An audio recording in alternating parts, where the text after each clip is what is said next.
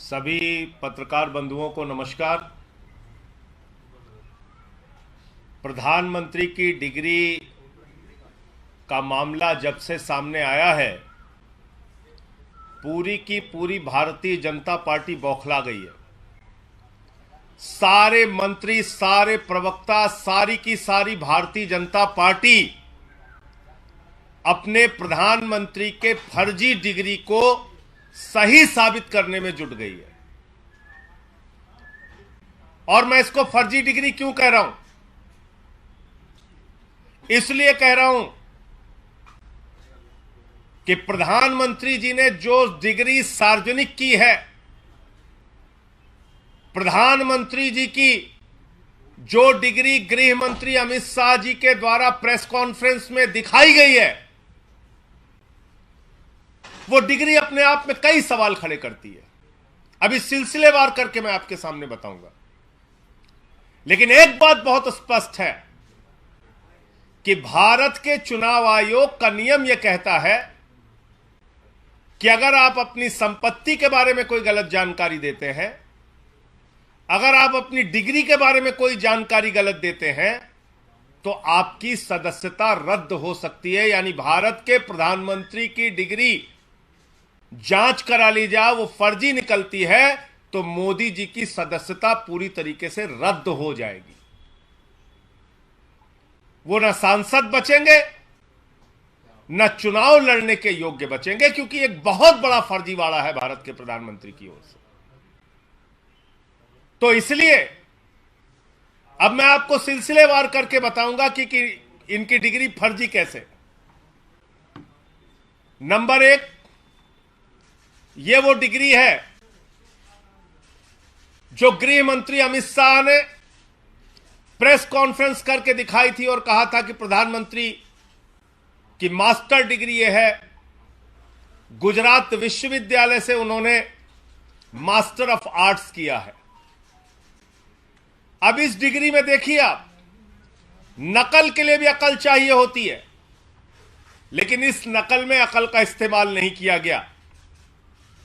यहां पर यूनिवर्सिटी लिखा हुआ है और यूनिवर्सिटी की स्पेलिंग में विक्ट्री का वी जो आता है, उसके इस्तेमाल की जगह बैट का बी इस्तेमाल किया गया है। यह हो गया यूनिवर्सिटी। तो हमारे मोदी जी यूनिवर्सिटी से पढ़ाई किए हुए हैं और इसी सर्टिफिकेट में एक जगह और यूनिवर्सिटी लिखा हुआ है, नीचे उसकी अंग्रेजी ठीक लिखी हुई है। यहां बी आ गया, यहां पे विक्ट्री का वी आ गया। ये देखिए आप, इसी सर्टिफिकेट की बात कर रहा हूं जो गृह मंत्री जी ने दिखाई। दूसरा, मास्टर ऑफ आर्ट्स जिस फॉन्ट के अंदर लिखा गया है, जिस फॉन्ट में यानी कि जिस लिपि शैली में मास्टर ऑफ आर्ट्स लिखा गया है, इस लिपि शैली की शुरुआत 1992 में हुई है। यह फॉन्ट, यह लिपि शैली, मास्टर ऑफ आर्ट्स जिसमें लिखा गया है, यह लिपि शैली आई है, यह फॉन्ट आया है 1992 में। और प्रधानमंत्री जी का क्या दावा है कि उन्होंने 1983 में ही एमए पास कर लिया था। यह है दूसरा सवाल। अब तीसरा सवाल और सबसे बड़ा सवाल यह है प्रधानमंत्री जी का।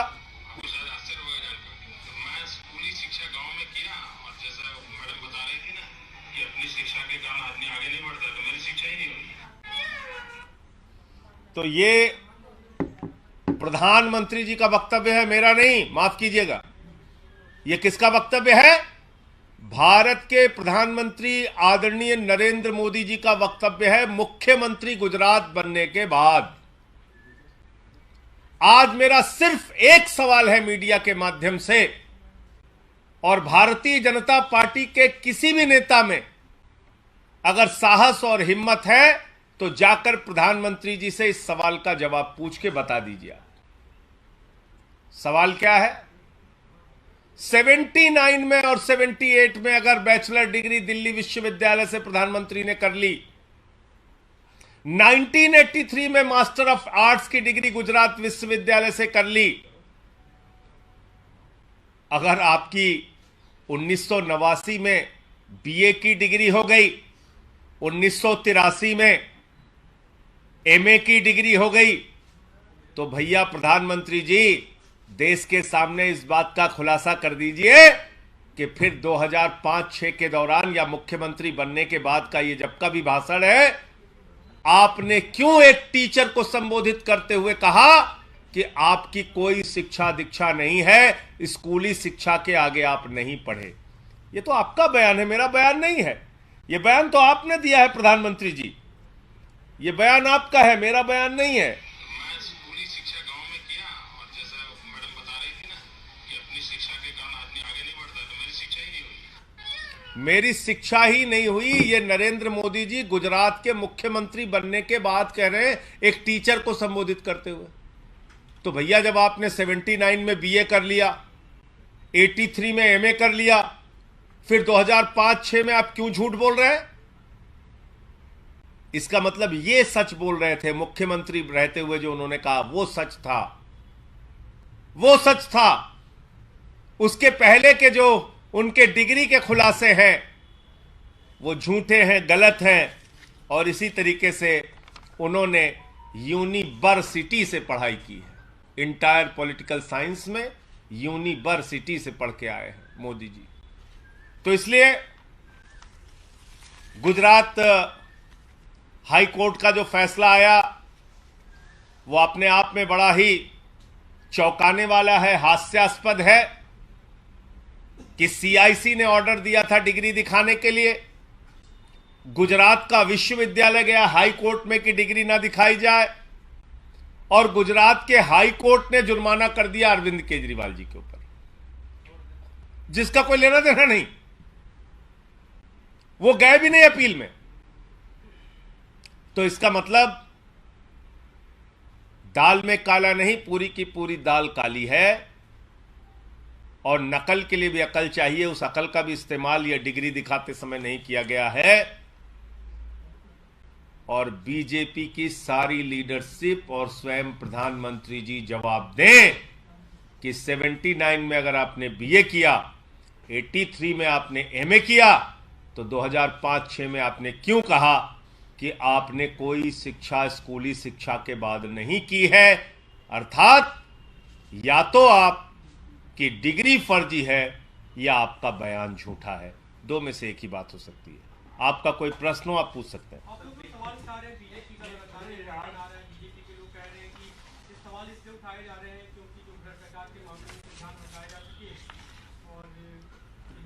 देखिए, भ्रष्टाचार के मामले में क्या बोला जाए? भ्रष्टाचार तो मोदी जी के साथ आसमान में घूम रहा है। इस भ्रष्टाचार का जवाब कौन देगा? यह भ्रष्टाचार जो आसमान में घूम रहा है अडानी वाला,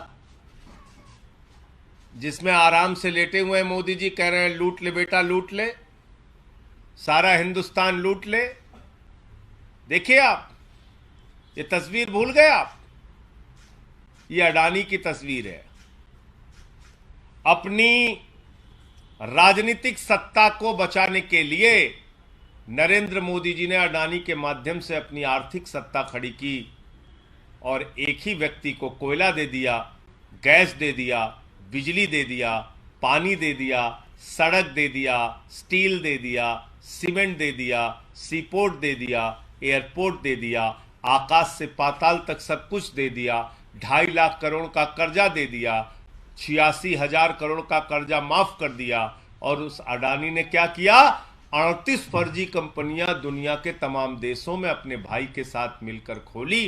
अकेले एक पते पे 6 कंपनी खोलकर मॉरिशस से 42,000 करोड़ रुपए अडानी की कंपनी में लगाया गया।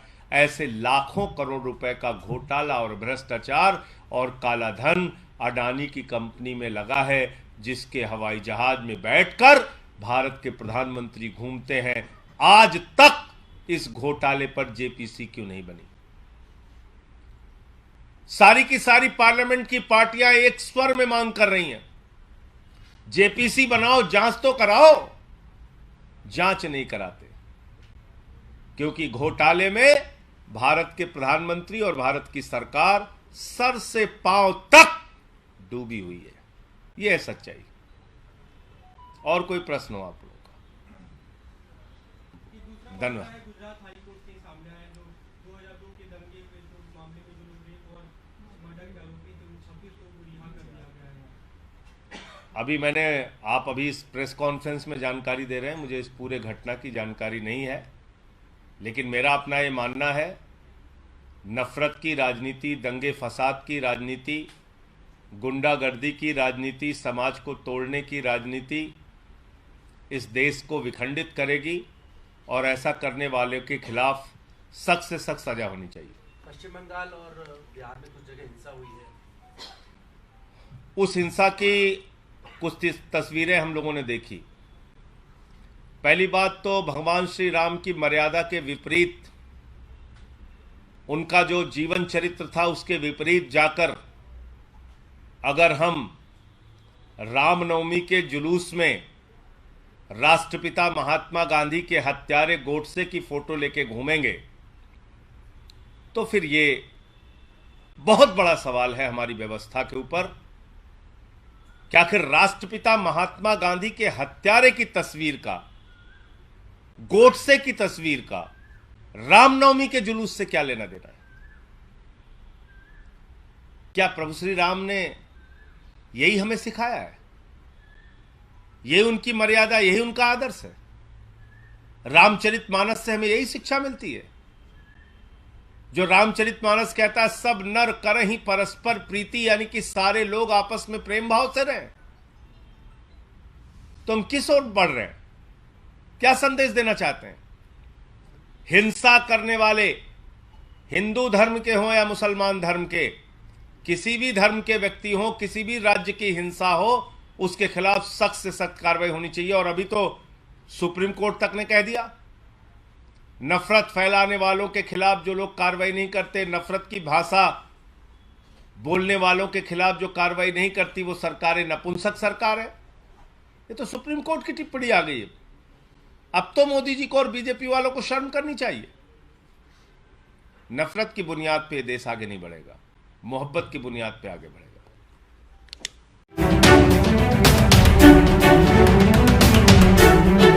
वॉइस ऑफ इंडिया, सबसे तेज, सबसे सटीक।